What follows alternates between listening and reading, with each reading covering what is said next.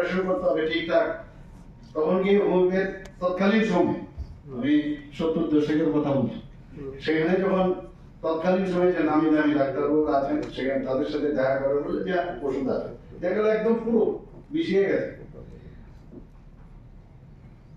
তো অস্টিওটমিও লাগলো না, পেশেন্টও ভালো হয়ে গেল। তো এই ধরনের বহু যে মানে আমাদের যে সাইন এন্ড সিমটম সেগুলো আমরা দেখতে পাই, সেগুলো কিন্তু অনেক সময় হোমিওপ্যাথিকে সেটা সেই চিকিৎসা কিন্তু আছে। আমরা মাননীয় প্রধানমন্ত্রী শ্রী নরেন্দ্র মোদী জি 2014-তে যখন আসলো, আয়ুষ যে একটা ডিপার্টমেন্ট, তার গুরুত্ব আপনারা চিন্তা করুন যে হোমিওপ্যাথিকে কিন্তু সেভাবে এর আগে কেউ গুরুত্ব দেয় না। আয়ুষের মাধ্যমে হোমিওপ্যাথিক যে চিকিৎসা সেটাও কিন্তু এর ভিতরে নিয়ে আসে। আয়ুর্বেদা, যোগা,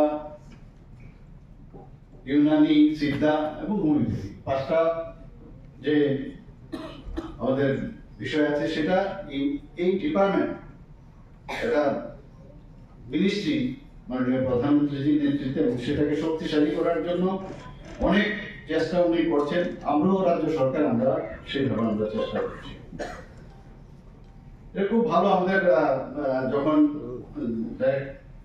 ডিএইচএস সাহেব বলছিলেন যে ইমিউন সিস্টেম সেটা কিন্তু বাড়িয়ে দেওয়ার যে একটা সাইন, এবং আমরা জানি যে এখান থেকে বিভিন্ন যেসব